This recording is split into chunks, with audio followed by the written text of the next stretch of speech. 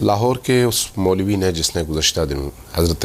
زہرا سلام اللہ علیہا کی شان اقدس میں گستاخی کی تھی اور ان کو نعوذ باللہ من ذالک خطا کار کہہ کر قرآن کریم کا انکار کیا تھا، آیے تطہیر کا انکار کیا تھا، اس شخص نے اپنی اسی گستاخی اور گمراہی کو جاری رکھتے ہوئے ایک نئی بات پھر امیر المؤمنین علی ابن ابی طالب علیہ السلام کے حوالے سے کی ہے، اور یہ بھی اسی طرح کی جسارت کی ہے کہ آیے تطہیر کی مصداق اہل البیت میں دوسری ہستی امیر المؤمنین علی ابن ابی طالب کو بھی خطا کار قرار دیا ہے اپنی اس گفتگو میں۔ اس شخص نے اس کے لیے استدلال کیا ہے نہج البلاغہ کے ایک خطبے سے، اور اس خطبے میں امیر المؤمنین نے چونکہ فرمایا کہ فإنی لست فی نفسی بفوق ان اخطئ ولا آمن ذلك من فعلی الا ان یکفی اللہ من نفسی ما هو املک به منی، اس جملے میں آدھے سے اس شخص نے استفادہ کیا اور باقی آدھا چھوڑ کر اس آدھے کی بنیاد پر امیر المومنین کے بارے میں یہ جسارت کی کہ خود مولا علی یہ فرماتے ہیں کہ میں خطا کر سکتا ہوں۔ جملہ پورا یہ ہے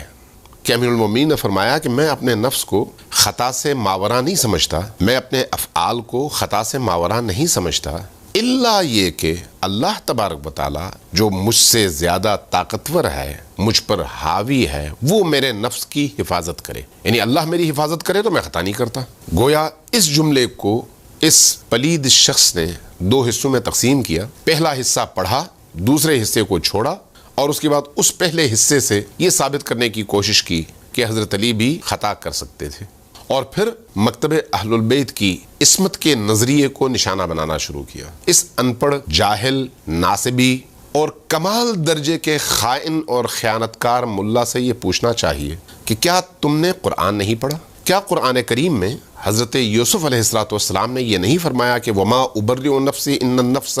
لامارۃ بالسوء، میں اپنے نفس کو اس سے بری نہیں سمجھتا کہ میرا نفس مجھے گناہ کی اور برائیوں کی دعوت دے، سوء کی دعوت دے، الا ما رحم ربی، مگر یہ کہ اللہ مجھ پر رحم کرے اور مجھے گناہوں سے بچائے۔ تو کیا اب تم یہ کہو گے کہ حضرت یوسف بھی اور باقی انبیاء بھی خطا کر سکتے تھے، معصوم نہیں تھے؟ جب تم وہاں پر معصومیت کا عقیدہ بڑے تنتنے سے بیان کرتے ہو تو یہاں پر تمہاری زبان کیوں جلتی ہے؟ یہاں پر تمہیں تکلیف کیوں ہوتی ہے؟ تمہارے اسی عمل نے یہ ثابت کیا کہ جس طرح سے حضرت یوسف علیہ السلام معصوم تھے، اسی طرح سے علی ابن ابی طالب بھی معصوم تھے۔ تمہارے اسی کلام نے یہ ثابت کیا، لیکن کلام کو آدھا بیان کرنا اور آدھا چھپا لینا یہ نفاق بھی ہے، خیانت بھی ہے، اور لوگوں کے عقیدے پر ڈاکہ بھی ہے۔ تم علم کے نام پر بہت بڑے ڈاکو ہو۔ یہ ایسے ہی ہے جیسے کوئی شخص کہے کہ قرآن نے کہا ہے کہ لا تقربوا الصلاۃ، نماز کے قریب بھی نہ جاؤ، جبکہ قرآن نے اس کے بعد بھی کچھ کہا ہے، وَأَنْتُمْ سُكَارَىٰ بھی اسی آیت کا حصہ ہے، جب تم نشے میں ہو تو نماز کے قریب نہ جاؤ۔ اب پہلے حصے کو پکڑ کے تم کہو کہ اللہ نے قرآن میں کہا ہے کہ نماز کے قریب بھی مت جاؤ، اس لیے میں نماز نہیں پڑھتا، اس کو کہتے ہیں خیانت۔ یا قرآن نے کہا کلوا واشربوا، اور کہو کہ اب جو چاہو، جیسے چاہو، جس طرح سے چاہو، جتنی چاہو کھانا شروع کر دو، اور اگلا حصہ بھول جاؤ یا چھپا لو جہاں پر کہا کہ ولا تسرفوا، اسراف نہ کرو، زیادتی نہ کرو۔ یہ ایسے ہی ہے کوئی شخص جیسے کہے کہ قرآن نے کہا ہے کہ لا الہ، کوئی خدا نہیں ہے، اگلا جملہ کھا جائے اور لوگوں کو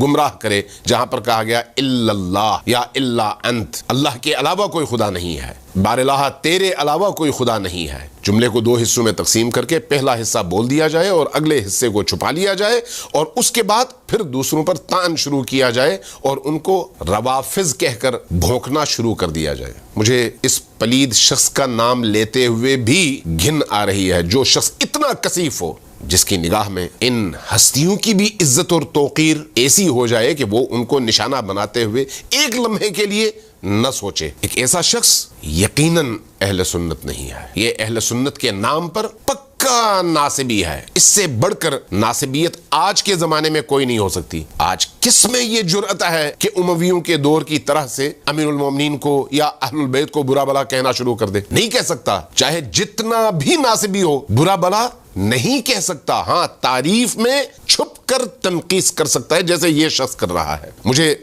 ابن قتیبہ کا یہ جملہ یاد آ رہا ہے، انہوں نے الاختلاف فی اللفظ والرد علی الجہمیہ میں فرمایا کہ دیکھو، اب بھی کچھ لوگ ایسے ہیں جن کے سامنے جب اہل البیت کا نام لیا جاتا ہے، جب علی و فاطمہ کا نام لیا جاتا ہے، جب حسن و حسین کا نام لیا جاتا ہے، ان کے چہرے مرجھا جاتے ہیں، ان کی زبانیں گنگ ہو جاتی ہیں، ان کے چہروں کی کیفیت بتاتی ہے کہ اندر تقدر پیدا ہوا ہے، تکلیف ہو رہی ہے، پھر فوراً ان ذوات مقدسہ کے مقابلے میں کسی اور کا تذکرہ شروع کر دیتے ہیں۔ یہی ناسبیت ہے، یہی ناسبیت ہے۔